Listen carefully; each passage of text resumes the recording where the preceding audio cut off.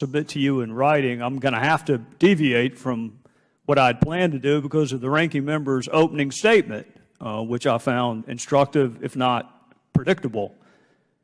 So I want us to summarize for just a second. Secretary Clinton said she followed all State Department rules and regulations, but the truth is she did not. Secretary Clinton said her unique email arrangement was approved by the State Department, but it was not. Secretary Clinton said she used one device for convenience, but she did not. Secretary Clinton said she did not send or receive classified material, but she did. She said she turned over all of her work-related emails, but she did not. She said her attorneys personally reviewed each email, but they did not. So when faced with a series of demonstrably false statements, utterly impeached by both fact and logic, the ranking member did what lots of criminal defense attorneys do, which is blame the investigator. And when that didn't work, they throw the Hail Mary pass of all criminal defense attorneys. Other people did it too.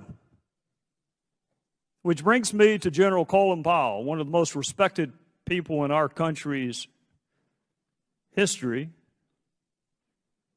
You know, Secretary Clinton told the FBI, and I'll concede, she says different things to the public than she says to the FBI, but she told the FBI that Colin Powell's advice had nothing to do with her decision to set up her unique email arrangement with herself. Now, I'm going to say that again in case anybody missed it. Secretary Clinton told the FBI, under penalty of not telling the truth, that Colin Powell's advice, email, had nothing to do with her decision to set up that unique email arrangement with herself. Now, I will say this in defense of Mr. Cummings. I understand why he may not believe her. I understand that. I understand why he may have credibility issues with anything that the Secretary said. I get that. But I think it would have been fair when you are using your opening to criticize Colin Powell to at least point out the person you're trying to defend doesn't even say Colin Powell was the impetus behind her decision to have that unique email arrangement with herself. So let me ask you this. Secretary Clinton was asked, because she frequently says 90 to 95% of her emails were in the State Department system. Have you heard her say that? Sir, I can't recall. Well, it won't take you long to find it. She says it a lot, or she said it a lot. And then she was asked, who told you that? Who told you that 90 to 95% of your emails were in the State Department system? And you may find her answer interesting. We learned that from the State Department and their analysis of the emails that were already on the system. We were trying to help them close some gaps. I like the word gaps. I guess if you consider the Grand Canyon to be a gap, then yes, there were some gaps in her email. Did you have 90 or 95% of her emails on your system? Again, sir, the only emails we would have is what has been provided recently, which was that 55,000 that we got. Well, no, I'm going back before that, Mr. Fenty. She said you already had them before she gave them to you. You already had 90 to 95%. Was that true? Again, sir, the emails that we're looking at, talking about the state.gov emails, she did not have a state.gov account. And as far as the emails that we received from her came at that time frame when it was turned to the department and it was processed by a bureau. But she made this contention before she ever returned them. She said you already had 90 to 95%. She was just helping you fill in some gaps. If you had 90 to 95%, why weren't you complying with FOIA? Again, sir, what I have in our system is what received by a bureau. Well, let me see if I can put that in South Carolina terms that I can understand. If she said that you already had 90 to 95% of her emails before she ever returned them, That ain't true. Sir, if I may say this, unless she's talking about the files that were sent to other individuals within the State Department, sent to their state.gov account. Well, how does that capture personal-to-personal emails? And how about the 14,000 that she didn't turn over? Did you have those? Again, sir, what you're talking about here. Oh, I understand her position. Yes, sir. The fact that I didn't keep them doesn't mean that whoever I sent it to didn't keep it. I get that. What if it's private to private? How are you supposed to have Sidney Blumenthal's emails if it's private account to private account? How do you have that? Sir, if you look at what we are doing today, in accordance to the Federal Records Act of 2014 that was amended, it requires that if an employee uses their Gmail account or private issued account, they're required by law to send that email to their state.gov account. That was amended in 2014, and that is what I'm briefing and the State Department briefs today. It sounds like it was a couple years too late, but I'm out of time. Who is on assignment. The media's coverage of the presidential campaign has been a topic of heightened interest throughout the primary and general election season. Donald Trump's handling of the press was no doubt a decisive factor in his path to securing the Republican nomination. This week, Hillary Clinton's health is now the latest source of rampant speculation after delay in revealing that she had pneumonia. Brian Stelter is the host of CNN's Reliable Sources, which examines the week's top media stories each Sunday. From Los Angeles, Ben Shapiro. He is a columnist, author, and editor-in-chief of the Daily Wire. He was formerly a top editor at Breitbart News, and I am pleased to have both of them with me. Brian, let me start with you, and let me start with the issue of Hillary Clinton's health. There was a lot of speculation about Hillary Clinton's health in the news media prior to the revelation of these images, prior to her disclosure about pneumonia. You called some of the speculation back then reckless. You called Sean Hannity specifically reckless. Now that this news is out there, was it still reckless? Some of these figures feel vindicated today, and I don't think they should. Baskets are a popular phrase. Let's use baskets for this. There's a basket of legitimate questioning about Hillary Clinton's health. And some conservative commentators and media figures fit into that basket. They're right to wonder about her health in some cases. But then there's this other basket, a truly deplorable basket. Sean Hannity fits into it. So does Rush Limbaugh, Alex Jones, and others. These are people who bring up rumors and innuendo about Clinton's health and have been doing it for years. I'm not saying Hannity or Limbaugh fit into this necessarily, but some of these figures want her to be sick. They want her to be dying. They want her to be on her deathbed. It's wishful thinking. And that's some of this BS that's on the web, that's on Facebook. And the problem in media today is this stuff then populates our Facebook feeds and our Twitter feeds. And it becomes this innuendo that we don't just see on the front page of the National Enquirer, which is an offender here, but also then seeps into the public discourse. And that's why I think the Hannitys of the world were irresponsible. Let me ask you a different question. Do you think the quote-unquote mainstream media should have been asking questions about her health before? I think the mainstream media was asking those questions. It wasn't necessarily all broadcast, right? But I do think many reporters had been questioning her health, especially with her coughing fits and things like that. It is interesting though, to think about Friday to Sunday of last week when she was diagnosed with pneumonia. The reporters did not know until Sunday. Partly that's because the campaign kept it a secret, and partly it's because it's very hard to get inside the inner circle of the campaign. And maybe on Saturday and Sunday morning, reporters should have been trying harder to get that information. But it is disturbing the campaign withheld it, and it's disturbing the campaign was kept the press in the dark for 90 minutes when she left the 9/11 memorial. Ben, you're listening to Brian here, and I'm curious. I'm curious where you land on this issue. You know, when it comes to the media coverage of this, no, I don't think the media were asking appropriate questions about Hillary Clinton's health. Chris Cillizza of the Washington Post 6 days ago, wrote a column about why we shouldn't be asking any questions about Hillary Clinton's health. Then she collapses, and all of a sudden, it's perfectly legitimate. You know, are you going to release your health records? Why do you have a consistent record of hacking this much? And again, none of that is illegitimate. I agree with Brian that baseless speculation, that there are these videos that go around saying she has Parkinson's disease or MS. I mean, all this is nonsense. Exactly.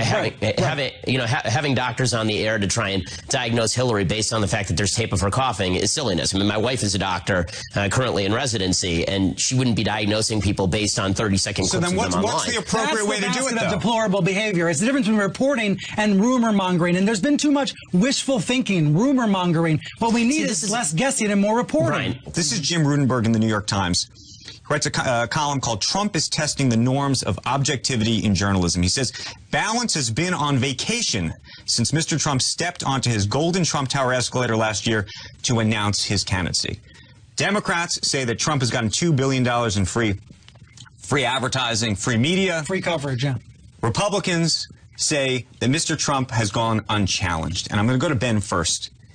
Do you think there is true and utter bias in the media? Yeah, I mean, I think there's bias in two directions. Do you think it's a conscious bias? Yeah, well, certainly, yes, obviously there is some conscious bias in the media. And then there's kind of the generalized unconscious bias. Most of the people who are in the mainstream media are people who are Democrats and will vote for Hillary Clinton come November, and they don't reveal that before they go on air. And so, yes, unconscious bias has an impact on how people perceive these particular issues. CNN, MSNBC have run chyrons fact-checking Trump. There's never been a chyron on CNN or MSNBC fact-checking Hillary Clinton. So that's bias in one direction. In the other direction, I'll say that there's sort of been, and this is true for the Trump campaign, there's been this kind of unconscious lowering of the standard of decent behavior for Trump in the sense that if Donald Trump shows up in Mexico and doesn't really do anything supremely noteworthy, this is considered a major victory for his campaign. If he goes into the debate with Hillary Clinton and doesn't act like an insane loon bag, then that will be a big win for him. So there's sort of a lowering of the standard because the new standard for normal campaigning has been left behind. I mean, if they held Donald Trump to Mitt Romney's standards, then there's no way that he would have gotten nearly this far. Brian, you think the media is truly down the middle, if you will? I think there's a complicated definition of fairness in this election. Not all lies, not all misstatements are created equal. And so sometimes you look at the chyron, the banner on the bottom of the screen, it may not be fact-checking a Hillary Clinton lie because that lie may be more complicated, may be more nuanced, may take a whole lot more explanation versus some of what Trump has said. I think in this election, fairness does not mean 50-50 coverage of each candidate and 50-50 treatment. These candidates are not equal. They are not even in that way. And I think Ben is right. There's been a lower standard of treatment for Donald Trump. If you believe that Donald Trump has gone unchallenged, why do you think that's the case? No, I think he has been challenged many times, but the treatment is different for a couple of different reasons. Number one, he has been up until recently very accessible to television networks in particular. He's at the same time simultaneously running a TV-driven campaign, media-driven campaign, and an anti-media campaign. This is the definition of having it both ways. He attacks the press on a daily basis, and there are reasons to think he's a true threat. There are reasons to think he's a true threat to press freedom, even though he has recently relaxed his so-called blacklist of some news outlets. So that is all true. At the same time, he's been very accessible, answers lots of questions, and can be held. And to the extent that people think that he has gone unchallenged, it is because of his accessibility he's gone unchallenged? I think it's because of this saturation, this saturated news environment we live in. You may read 100 stories where it feels like Trump is being let off the hook, where it seems like the press is going easy on Trump. There's 100 other stories elsewhere on your Facebook feed where he's being severely scrutinized, rigorously covered. We live in a choose-your-own-adventure, choose-your-own-news environment, which makes it increasingly difficult for the audience at home to get through the reality of the situation. Ben, I'm assuming that the assertion that there is balance in the coverage of Trump, or that he has gone unchallenged, you will disagree with.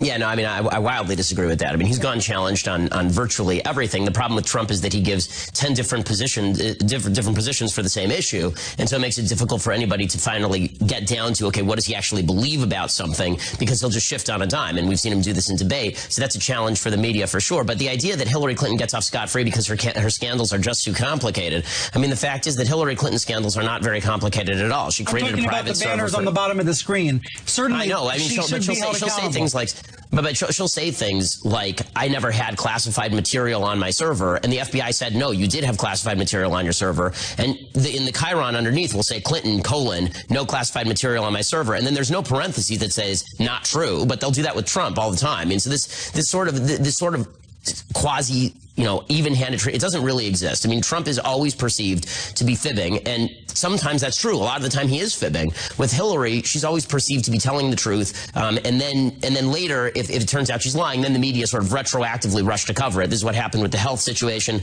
It's what happened with the email server situation. For months, all we heard about the email server was that it wasn't a big deal until the FBI revealed that it actually was kind of a big deal. I don't know what shows you were watching, but what I hear sometimes is a victimization narrative from conservatives. I would just point out there are many liberals who are equally frustrated by news coverage this year. I'm interested, Andrew, in how much anxiety and fear there is, outright fear among liberals about the prospect of a Donald Trump candidacy, and how that's being, they're taking that out on the media in many cases.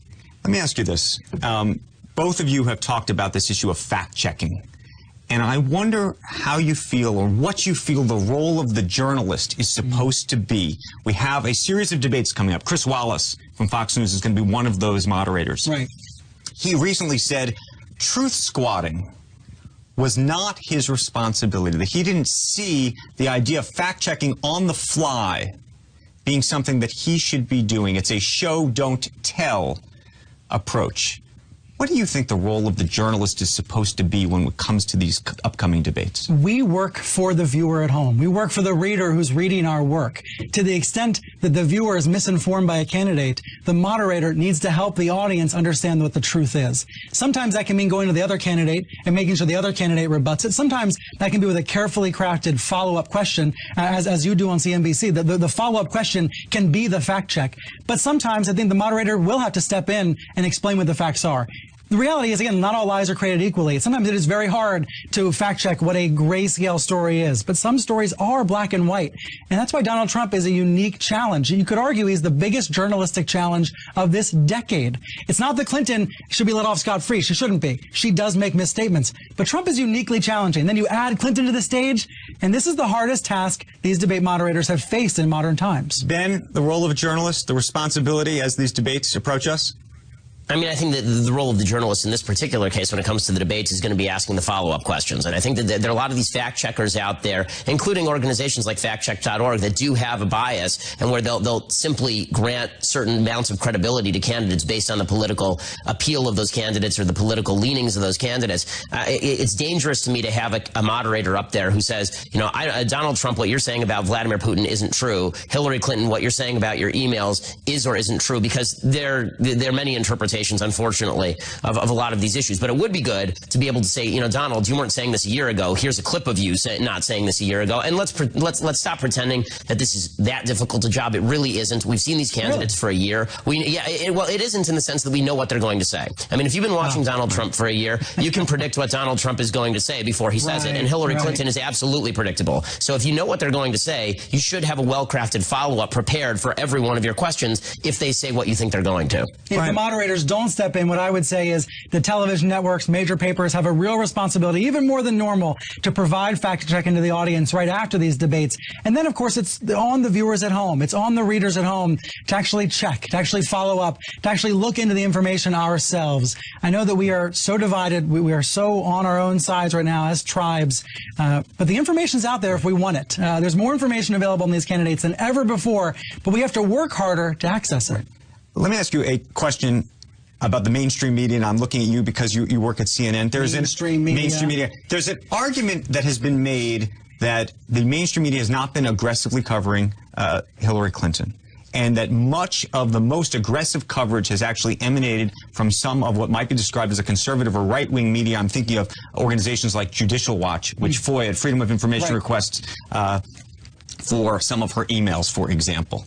Do you think that's a fair assertion? I think to some degree it is, and that's a valuable part of the media ecosystem, right? We're better off to have outlets that are explicitly conservative in this country, like Fox News and others. We're also better off because there's explicitly liberal outlets like Salon and Salon and Talking Points Memo and places like that. We're better off to have that diversity and that variety. But I would point out the New York Times assigned Amy Chozick to the Clinton beat years ago. The CNN assigned reporters to the Clinton beat years ago, and there have been thorough investigations from mainstream media. Absolutely. There's just this distinction between outlets that come with a point of view, like Fox News, and outlets that try not to come with a point of view. Ben, I'm assuming you think nobody comes without a point of view. Well, I mean, I think obviously trying to separate, using Brian's language, Fox News into the opinionated basket and CNN into the non-opinionated basket. I think anybody who objectively views both networks understands that there's an editorial bent to both of those networks. When it comes to, you know, the idea that let 1,000 flowers bloom when it comes to the media, obviously I agree. But I would point out a distinction. I mean, Brian, you sort of shifted away from the fact that Judicial Watch was named there. Judicial Watch has done most of the heavy lifting on a lot of the Clinton documentation here. Judicial Watch is not a media outlet. Judicial Watch is a 501c3 organization that FOIAs a lot of these documents from the federal government. And why the Washington Post wasn't doing that, or the New York Times, or you at CNN weren't doing that, is a question that really ought to be looked at. Where I disagree with you is that Judicial Watch now is a media outlet, that all of these groups are media outlets in the way the Media Matters, a nonprofit, is. I'd also say Donald Trump's campaign and Hillary Clinton campaigns are media outlets, as Ben Smith from BuzzFeed and others have pointed out. Well, all of these outlets now are media outlets, but we should take that seriously. Media is everything, the media is nothing. But that's been a change in our media ecosystem, that all of these outlets now, all these nonprofits, all these companies are media outlets. Again, it's harder for the audience at home. I think it puts more of the onus on us to sort through it all. Okay, but the fact is that Judicial Watch, the way Judicial Watch works, and I know this, I know the folks at Judicial Watch, is if they actually receive documents from a FOIA request, it's not like they have the power of putting it in front of millions of people like CNN does. I mean, they're a 501c3. They pitch their information to media outlets who either then pick it up or don't pick it up. So putting everybody in the media basket basically says there's no such thing as the media. An individual with a cell phone is the media. Ben, I think you're a media company, and I'm glad you are, because I can subscribe to you now.